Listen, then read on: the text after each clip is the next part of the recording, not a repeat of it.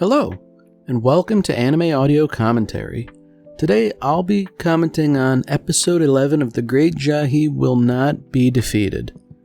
If you'd like to watch along, then start watching now. So last we left off, Jahy had more or less tried to confront the magical girl with limited success, especially after trying to find a weapon capable of slaying her and failing. And based off the title of the episode, as was revealed in the end of the previous one, it seems like the landlord's going to be having a rough go of things. But before any of that, it seems like Jahy's getting in on the idea of a vegetable garden. Which, considering how quickly and frequently she squanders her paycheck, maybe it wouldn't be a bad idea to grow some produce herself. Although, something tells me she's going to have an inflated idea of her capabilities and the results she's going to get. I get the feeling she's either going to neglect the plant to death or overwater it or something. I mean, her enthusiasm is laudable, but it needs to be tempered,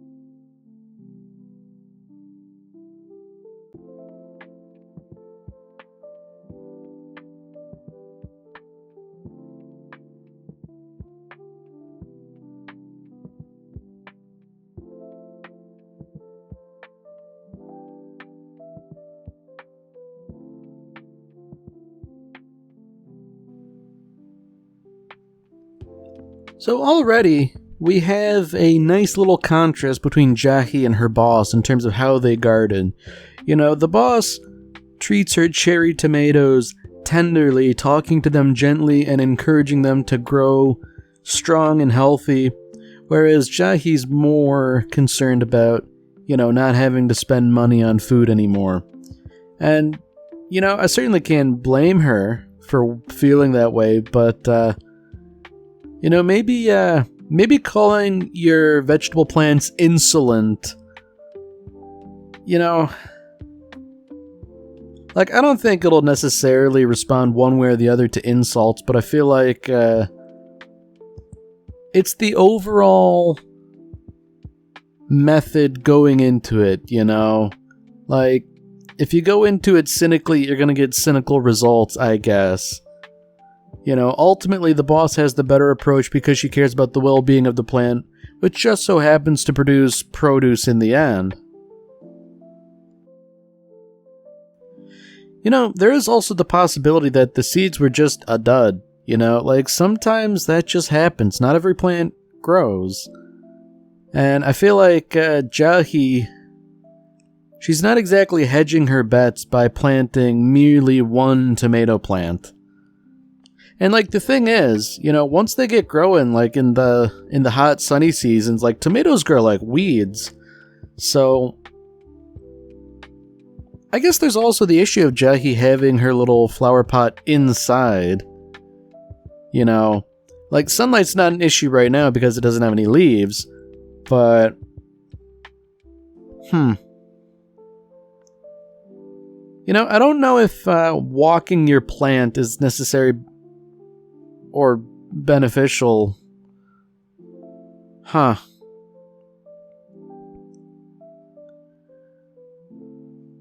it's kind of telling that the landlord saw fit not to intervene just because, like, who would want to get involved in lunacy like this?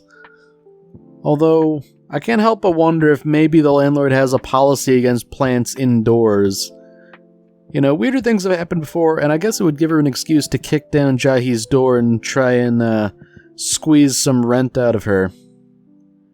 Although I feel like I'm wondering if this plant is doomed to fail. Like, she did, like, bury it a bit more in fertilizer. And, like, well, you might think that's a good idea. I don't think it's necessarily good to, you know, continually bury it. Ooh. So that's interesting. It's actually pests that are bedeviling the plant. And I feel like once it gets to a point where it's like wilted and slumped over, like it's kind of a lost cause. But, you know, it's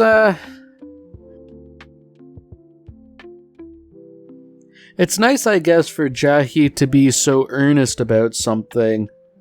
And something that's, you know, almost totally wholesome. Because, like, I do like her trying to get one up on the magical girl, but, like, you know, that's certainly a villainous action. This is just, like, she wants the poor tomato plant to live and ultimately produce tomatoes. You know, oh, okay. So I guess the little guy's up and at him again. This is a nice surprise, because I guess I figured in her ignorance she would just kind of kill the plant, either by overwatering it, underwatering it, or, you know, maybe even just dousing it in pest repellent to the point where it just drops dead. Although fortunately it seems like none of that's going to be the case. And, you know, just following, like, the general pattern of Jahy and how she claims she will not be defeated, I feel like some sort of tragedy is going to befall this tomato plant. You know, like if we're getting this little montage of her tending to the plant and the plant growing. Okay, well, hush my mouth, I guess. It is growing tomatoes. So, you know, so far so good. But 6 little cherry tomatoes isn't, you know, it's not that much. It's a start, but, and they're probably a little bit too small to pick at this point. It is nice that Jahy has managed to succeed in some small way. Oh, you know what? She's gonna hate cherry tomatoes, isn't she? Like, that's where this is going. Ooh. You know, maybe she has been bamboozled. Perhaps it's not a cherry tomato plant after all, but some sort of, pepper plant. You know, come to think of it, those really don't look like any tomatoes I've ever grown. Now, I'm wondering, did the boss give her those seeds or what?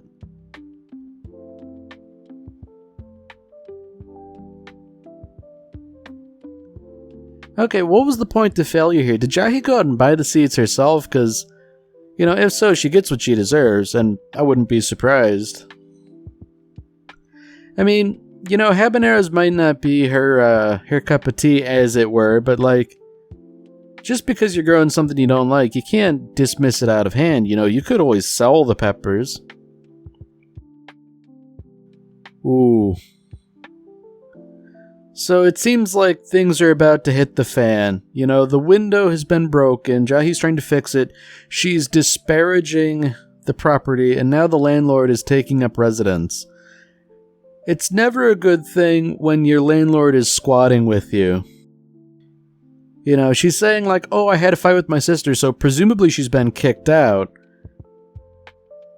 It's interesting that Jahy is trying to evict the landlord rather than lording it over her, like, ooh, you are a homeless peasant now. But,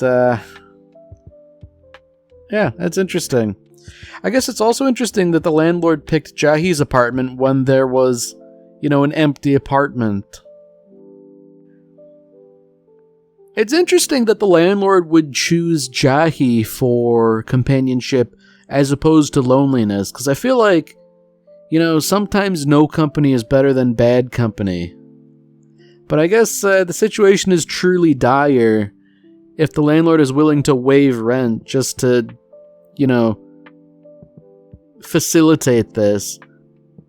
And I guess as expected, Jahy's immediately yeah, we're friends now.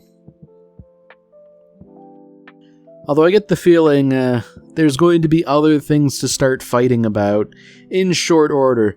I mean, the bed situation for one, the fact that they are unwilling to share blankets, or perhaps unable, as indeed it seems.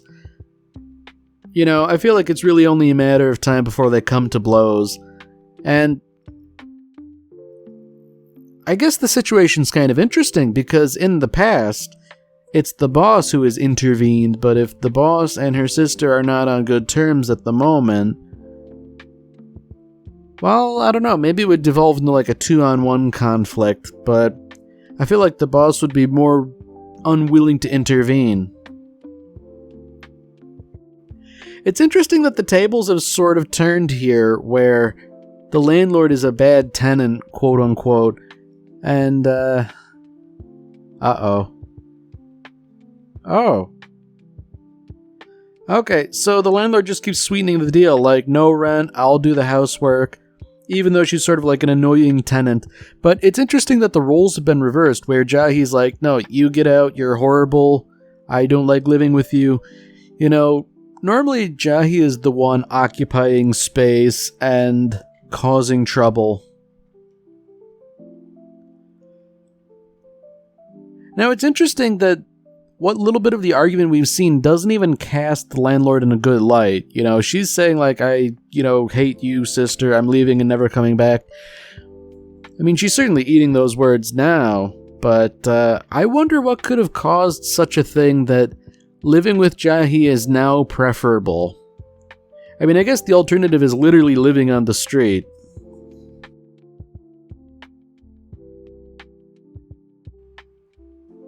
I feel like we're going to learn it was something fairly trivial that led to this argument, and that would probably explain why the landlord's unwilling to, apologize or talk to her sister, because it's, so trivial as to be highly embarrassing.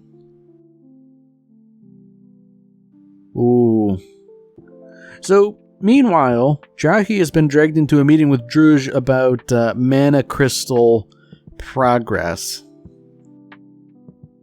And it's bad when Druj has a document, describing all the different shards she's collected. And, when you compare that to what Jahy's done, which is essentially big fat nothing, that's doubly impressive. I expect she's gonna start making a spreadsheet in short order. So the question is, how is Jahy gonna weasel out of this? Because she really truly has nothing to show for herself. I guess, her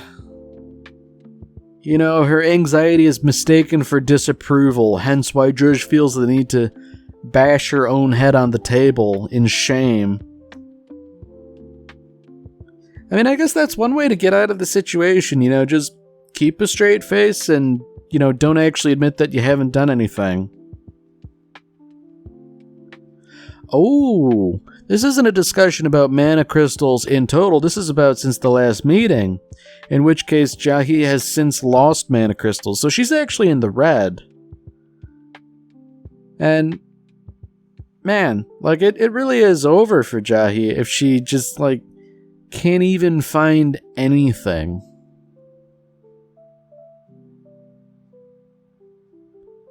Now, even though Druj is asking for this verbal lashing, I feel like she's getting some form of gratification out of this, And Jahy, to her point, is all too willing to oblige, because, when does she really get the chance to lord over someone?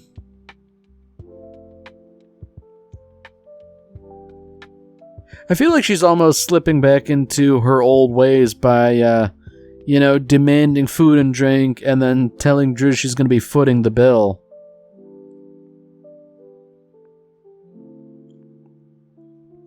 So, despite ostensibly acting like she used to, this is really just a transparent way to get all sorts of sweets and stuff, At least Jahy has the self-awareness to recognize that, no, she's actually the scumbag here for doing what she did.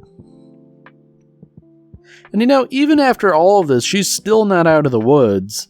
She's having to scheme about changing the subject so she doesn't have to admit that she essentially lost the only mana crystal she found. And it's interesting that the subject she changed to was the magical girl. The person who robbed her. But, this is sort of like a dead-end topic too, because, it's not like Jahy can really do anything in this situation, except maybe pit Druj against her. However, the issue with that is, suppose the magical girl steals the mana crystals from Druj, then they're not only back at square one, they're, somehow worse off than that. And I feel like at this stage in the game, when Jahy is sort of on her last legs in terms of morale, you can't really afford to do that. And I guess to make matters worse, it's not even that Jahy's going to pit Druj against the magical girl, but she's, helpless to stop Druj from, hypothesizing that Jahy has already won in a confrontation. And just to make things worse, she can't help but lie and says oh yeah, no, I did it. It was easy. Well, if it was so easy, then why didn't you prevent the Dark Realm from being destroyed in the first place? No good deed ever goes unpunished. Not that this was a good deed per se, but wow, the magical girl right outside. What a coincidence. It's probably a good thing that Druj is just kind of naive and very trusting, because otherwise, all these lies would immediately become transparent. How does Jahy keep making worse and worse lies? Oh yeah, that girl in the flashy outfit, yep, she's my underling. She's been gathering mana crystals under my instruction. I mean, the magical girl has been gathering the crystals. The idea is she intends to destroy them, but presumably hasn't or doesn't know how. Ooh. So this is an unintended consequence that Druj, being displaced as a favored minion, is now jealous. So she's pouring her effort into finding more crystals and proving herself the more valuable minion, but I feel like these characters being the wicked residents of the Dark Realm, I feel like they're liable to start infighting, So Jahy thinks she's in the clear, at least insofar as all her lies are going. I mean, she still got stuck with the check, which she deserves, but all these lies have to come home to roost at some point, and probably the point at which Druj and the magical girl come to blows, because at some point, you're gonna run out of mana crystals, right? It's a fixed resource. And, eventually it's gonna come to light that they are in opposition. Oh, boy. So the landlord, she really is, a slovenly individual. Based on what her idea of folding the laundry and preparing food are, I wouldn't be surprised if the sister kicked her out if I didn't already know to the contrary. And I guess the fact that the landlord's unwilling to accept a call from her sister is indicative that she's probably embarrassed.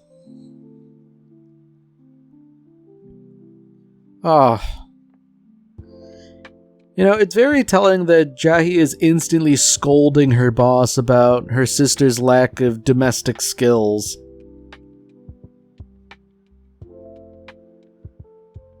Okay, so the plot's thickening, you know, like, clearly this is like a one-sided disagreement, you know?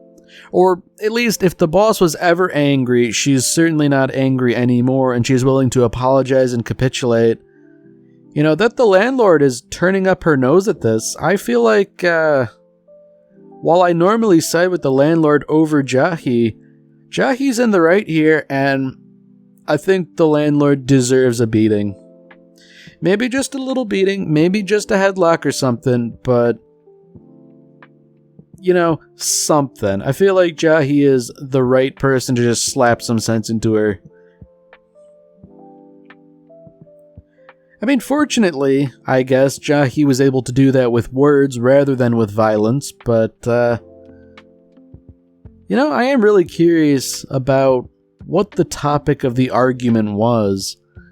Because, like, we saw the landlord react rather harshly, and I would struggle to think about what could do such a thing. You know, it's probably something like highly trivial but meaningful to the landlord that we just don't know about.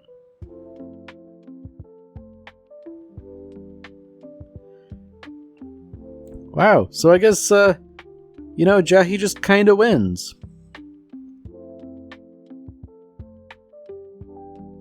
Oh, okay. So she wore one of the landlord's shirts and probably stretched it out, I guess. And, you know, yeah, that checks out, I guess. It feeds into the landlord's specific neuroses.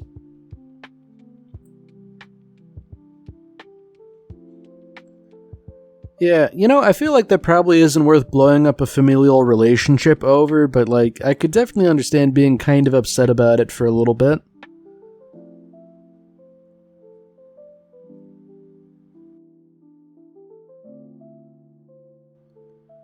Okay, so that's an interesting topic. The Dark Lord is waiting for the realm to be restored. And that's a person we don't really know much about. Up until now, I suppose.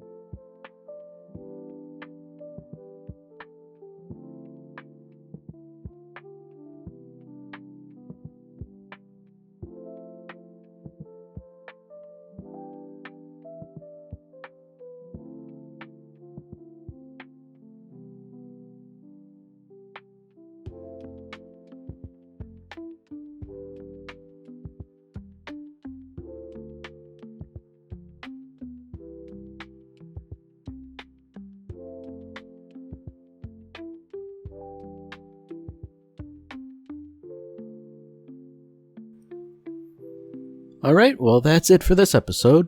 If you've enjoyed it, then by all means, tune in for the next one. See you, Space Cowboy.